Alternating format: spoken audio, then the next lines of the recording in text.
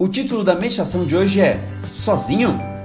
Nunca! E o texto bíblico era um livro bem diferente, está lá em Lamentações, no capítulo 3, versículo 57, que diz o seguinte: No dia em que eu te chamei, chegaste perto de mim e disseste, não tenha medo.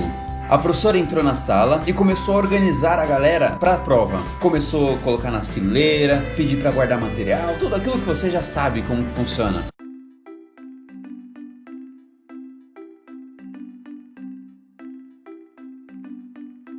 O detalhe é que quando ela começou a entregar as provas, Miguel começou a ficar aterrorizado. Ele tinha um certo problema com provas, não curtia muito. Ela entregou a prova, mandou que a parte branca ficasse para cima para que todo mundo começasse junto. E a ansiedade começou a bater um pouco mais forte ainda.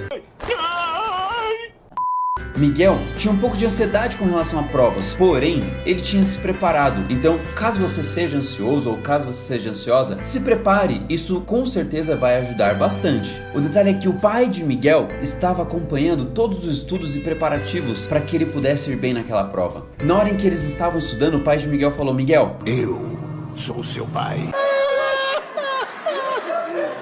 pode ficar tranquilo porque eu tô aqui com você acompanhando e vendo o quanto você está bem. E aí tá um detalhe importante. Quando a professora falou para começarem as provas, Miguel fez uma oração para pedir a ajuda não do Pai dele, mas do Pai Celeste. O Pai Eterno sempre está com a gente. Deus, ele sempre está ao nosso lado e ele vai nos ajudar, principalmente ajudar a gente quanto à nossa ansiedade. Portanto, você pode ter tranquilidade. Assim como Miguel, ele dependeu não somente do pai dele, ele dependeu de Deus. Você também, que você possa depender desse Deus que vai te ajudar e muito. Agora um detalhe importante. Assim como Miguel teve a ajuda do seu pai humano para tentar vencer a ansiedade e conseguir ir bem naquela prova, você pode ter a ajuda de outras pessoas. Pode ser seu pai, a sua mãe, mas quando se trata de ansiedade, Deus coloca pessoas preparadas para lidar com isso. Portanto, se houver a necessidade e não tenha medo ou vergonha, vá a um psicólogo ou uma psicóloga. E eu tenho certeza que Deus vai usar esse profissional para te ajudar muito. Você ora comigo pedindo a vitória sobre a ansiedade? Deus, eu quero pedir agora a sua ajuda. Seja nas nossas provas ou nos nossos testes, eu peço que o Senhor venha nos conduzir, mas principalmente, se estivermos vivendo uma ansiedade, que o Senhor venha nos ajudar. Seja através de algo miraculoso ou seja através de um profissional da área da psicologia. Pedimos a sua ajuda em nome de Jesus. Amém. Valeu, galera. Que Deus abençoe muito e não esqueça de procurar um profissional. Olá, tudo bem? Você está tranquilo, feliz? Que coisa boa. Tudo bem com você? Fico feliz. E tenho certeza que você gostou da meditação que iniciou a nossa aula de hoje. As palavras realmente foram inspiradas e que elas façam a diferença na tua vida e na minha vida, ok? Ótimo, mas agora nós vamos trabalhar um pouquinho. E eu gostaria que você anotasse, então, que nós vamos trabalhar hoje com o nosso livro didático. Mas primeiro, eu preciso que você anote aí o que é um texto literário. O que é? Ele é um texto artístico, que se preocupa com a função estética, pois tem o objetivo de provocar emoções no leitor. Este é um texto literário. Como que ele faz isso? Através de que recursos? Vamos ver aqui. Da mimese, que é a recriação ou imitação da realidade, da verossimilhança, que garante a relação com a verdade, pois se assemelha ao real, e essa verossimilhança pode ser interna ou externa. Interna, a verdade só existe no plano da obra. Vamos pensar, por exemplo, fadas, bruxas, saci. Esses são personagens que estão da verossimilhança interna, ele só existe no plano da obra, ok? E externa, trabalha com a realidade, com o mundo real. Um exemplo de textos assim, professora, eu tenho, por exemplo, uma crônica que fala sobre um acidente, que fala sobre a devastação da natureza, certo? E isso, então, é um texto literário só com verossimilhança externa. E a catarse? é aquela que consiste na identificação do leitor com a obra. É quando você lê uma determinada obra, você diz, nossa, parece que está contando aqui a minha vida. Olha só, os fatos aqui têm a ver com o que eu já vivi. Ok? Então, isso é um texto literário. Só que hoje nós vamos trabalhar um gênero narrativo que será o conto. Então, só para relembrar para você, é uma narrativa curta, tem um único conflito, tem poucos personagens, certo? O tempo e o espaço são reduzidos e tem apenas um clímax. Tudo bem? Ótimo. Agora, já que você relembrou, nós vamos abrir o nosso livro. Aí você pega o seu livro aí, vamos compartilhar esse livro. Lá na página 129, ok? E aí você vê que começa aqui, né? Com o conto literário. E aí, a verossimilhança aqui, será que ela é interna ou ela é externa? Vamos ler. Bruxas não existem. Quando eu era garota, eu acreditava em bruxas, mulheres malvadas que passavam o tempo todo maquinando coisas perversas. Os meus amigos também acreditavam nisso. A prova para nós era uma mulher muito velha, uma solteirona que morava numa casinha caindo aos pedaços no fim de nossa rua. Seu nome era Ana Custódio, mas nós a chamávamos de bruxa. Era muito feia. Ela, gorda, enorme, os cabelos pareciam palha, o nariz era comprido, ela tinha uma enorme verruga no queixo. Estava sempre falando sozinha. Nunca tínhamos entrado na casa, mas tinha certeza de que se fizéssemos isso, nós a encontraríamos preparando venenos num grande caldeirão. Nossa diversão predileta era incomodá-la. Volta e meia invadíamos o pequeno pátio para roubar frutas e quando por acaso a velha saía à rua para fazer compras do pequeno armazém ali perto, corríamos atrás dela gritando, bruxa, bruxa. Um dia encontramos no meio da rua um bode morto. A quem pertencer esse animal nós não sabíamos, mas logo descobrimos o que fazer com ele. Jogá-lo na casa da bruxa, o que seria fácil, ao contrário do que sempre acontecia naquela manhã. E talvez por esquecimento ela deixara aberta a janela da frente. Sob o comando do João Pedro, que era o nosso líder, levantamos o bicho, que era grande e pesava bastante. E com muito esforço nós o levamos até a janela. Tentamos empurrá-lo para dentro, mas aí os chifres ficaram presos na cortina. Vamos logo, gritava João Pedro, antes que a bruxa apareça. E ela apareceu. No momento exato em que finalmente conseguimos introduzir o bode pela janela, a porta se abriu e ali estava ela, a bruxa, empunhando um cabo de vassoura. Rindo, saímos correndo. Eu, gordinho, era o último. E então aconteceu. De repente, enfiei o pé no buraco e caí. De imediato, senti uma dor terrível na perna e não tive dúvidas, estava quebrada. Gemendo, tentei me levantar, mas não consegui. E a bruxa, caminhando com dificuldade, mas com o cabo de vassoura na mão, aproximava-se. Àquela altura, a turma estava longe, ninguém poderia me ajudar, e a mulher, sem dúvida, descarregaria em mim sua fúria. Em um momento, ela estava junto a mim, transtornada de raiva, mas aí viu a minha perna e instantaneamente mudou.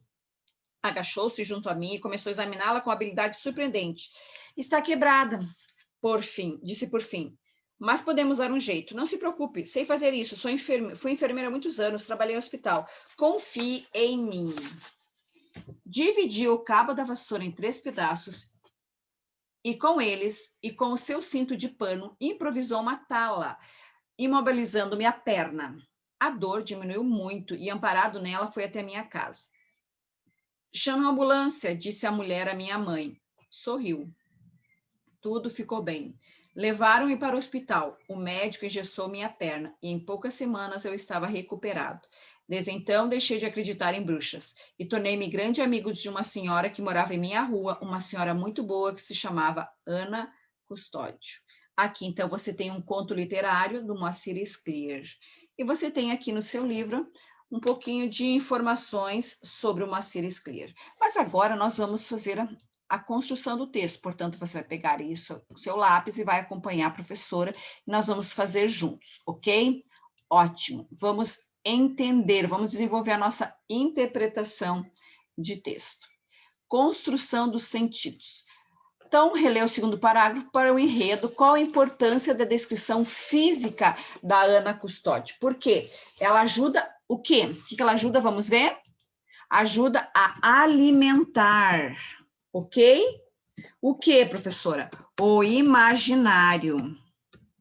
O imaginário do leitor. Então, você consegue formando a imagem da personagem aqui, da Ana Custódio, através das descrições ali que você vê, ok?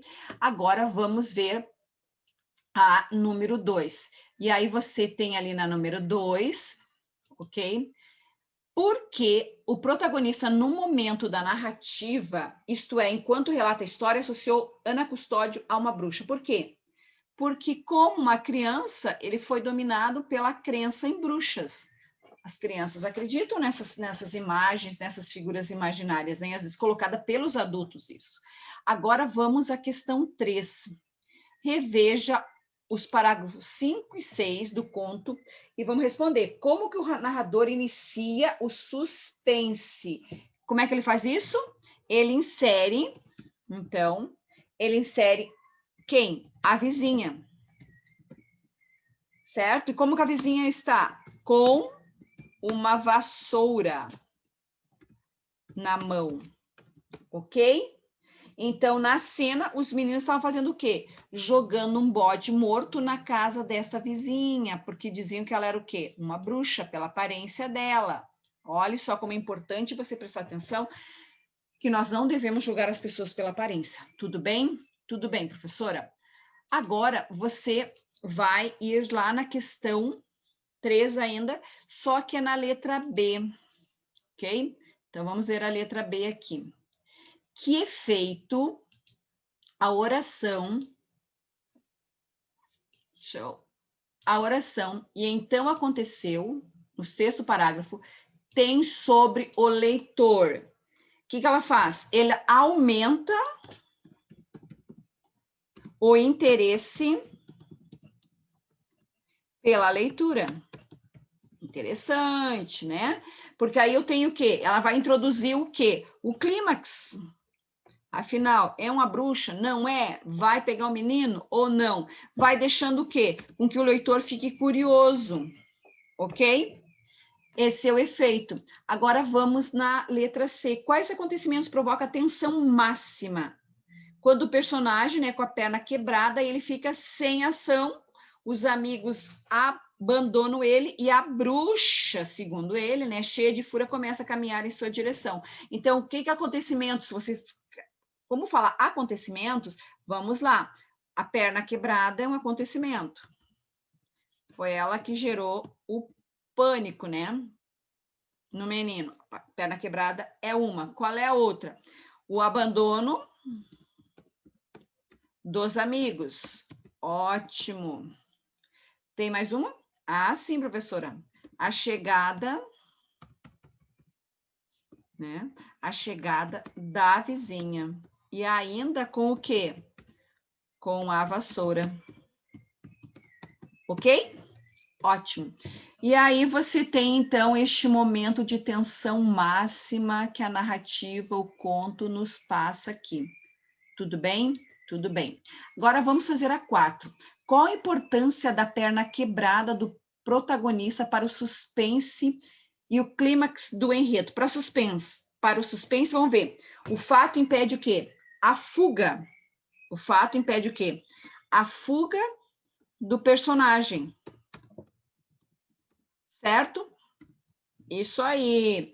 E o que mais? E possibilita a aproximação da bruxa, segundo eles, né? Por isso nós vamos colocar isso, essa palavrinha entre aspas, porque esse é o pensamento dos meninos, ok? Então, a fuga do personagem, caiu, quebrou a perna, né? E aí, nesse interim, não poderia correr, vem então agora a vizinha. E a letra B, qual foi o clímax? Ah, e aí eu tenho algo bem interessante. Eu tenho a bruxa, né, segundo o menino, se compadecendo da dor do garoto. Ok? Aí eu tenho, então, a personagem agora se compadecendo da dor do garoto, quebrou a vassoura e fez o matá-la, ok? Ótimo. Você, agora, vamos junto na questão 5. Na questão 5, você tem um trecho. Em um momento, ela estava junto a mim, transtornado de raiva, mas aí viu minha perna e instantaneamente mudou. Agachou-se junto a mim e começou a examiná-la com habilidade surpreendente. Como é que o narrador textualiza a passagem de tensão? Como é que ele consegue fazer isso aqui da atenção para o clímax. Como é que ele faz isso? Então, você vai colocar exatamente como está aí. Então, coloque entre aspas, porque você vai apenas copiar. Em um momento, ela estava junto a mim, transtornada de raiva, ok? Aí você completa aí, aí vamos colocar então agora o ponto, né? E as aspas. Lembra que fecha primeiro com o ponto e depois você coloca as aspas aí. Então, você tem aqui a letra A, certo? E agora, onde está o desfecho? Aí o desfecho a professora vai aproveitar e vai destacar aqui para você, que agora o desfecho está aqui, ó. Agachou-se junto a mim e começou a examiná-la com habilidade surpreendente, ok? Essa é a resposta da letra B. Desculpe, da letra A, só que agora eu desfecho. Tudo bem? Tudo. Ótimo. Vamos, então, agora fazer a mesma, o 5 agora, só que na letra B. Que efeitos narrativos são provocados pelo uso dos conectivos mas e nesse trecho? O que o mas faz? Então, vamos lá, vamos colocar. Mas, ele faz o quê? A passagem, ele marca, né, a passagem do clímax, ok? Preparando para o quê? Para o desfecho, certo? E agora, nós temos o conectivo E. E o conectivo E? O conectivo, então, ele vai o quê? Esvaziar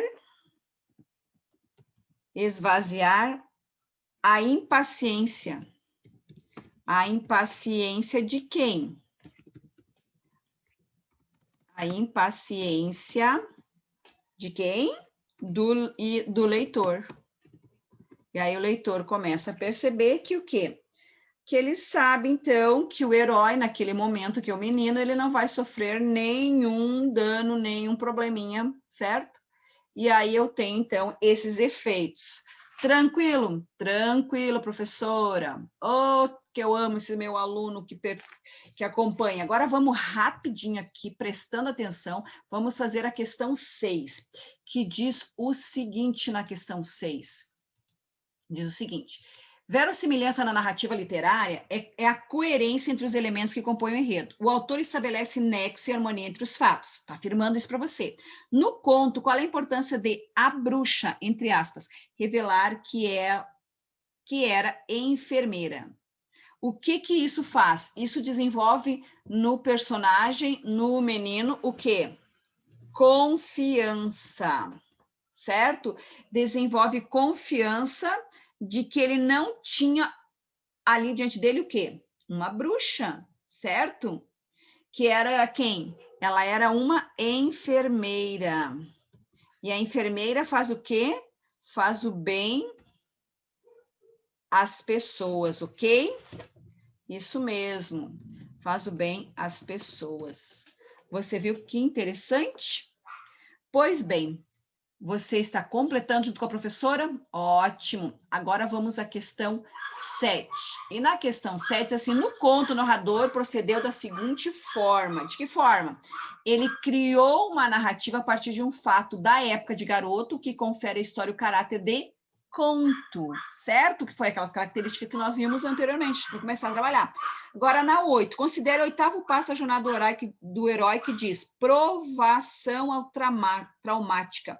O herói enfrenta a máxima tensão a ponto de ser derrotado diante da morte. Em que momento se pode identificar esse passo em Bruxas Não Existem? Aí você tem no 6º parágrafo, certo? No 6º parágrafo, ok? Até o início do 7º. Você tem essa resposta, então. Tudo bem? Tudo bem. Vamos agora à questão 9. O protagonista tem um ganho moral após vivenciar a trama do enredo. Explica a recompensa Que foi que ele ganhou como recompensa? A amizade. Que legal. A amizade de quem? Da vizinha. Ok? Por quê? Porque ele percebeu que ele tinha sido o quê? Julgado pelas aparências. E nós não podemos julgar pelas aparências, porque nós podemos julgar mal. Ok?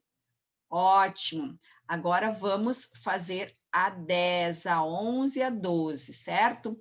Está acompanhando? Está anotando? Mesmo? Tudo bem, então. Vamos lá. Vamos ver a 10. Quando eu era garoto, acreditava em bruxas, no parágrafo 1. Que inferência o leitor atento extrai dessa afirmação? Que o quê? Que o narrador, ele é adulto e confirma que deixou de acreditar em bruxas, ok? E agora na questão 11, a história do menino é narrada em primeira pessoa, mas o foco não está sobre o narrador, pois ele já é adulto. Qual é o papel dessa distância temporal entre o eu protagonista e o eu narrador? Nós já vimos isso na aula passada, certo? Então, qual seria? Auxiliar o narrador a ver as aventuras de criança com um olhar crítico. Tudo bem? Tudo bem. Agora vamos a 12. Que alteração de sentido ocorrerá no conto se o narrador fosse ainda garoto e não um adulto? Bom, primeiro, a alteração seria total, porque o foco sobre o narrador no momento traz sentimentos próprios de quem está vivenciando o fato, certo? A visão do mundo ela fica mais restrita, pois o foco narrativa, que eu posso chamar de self, ele vai limitar a análise dos fatos. Então, o que vai acontecer? Vai acontecer que a distância temporal, ela favorece o quê? A interpretação da própria história.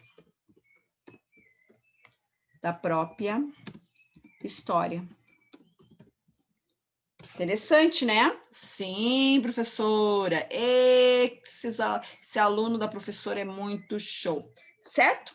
E fizemos então até a questão 12. Agora vamos concluir essas atividades. E agora nós vamos fazer a questão 13, ok? A questão 13, então, está na página 133.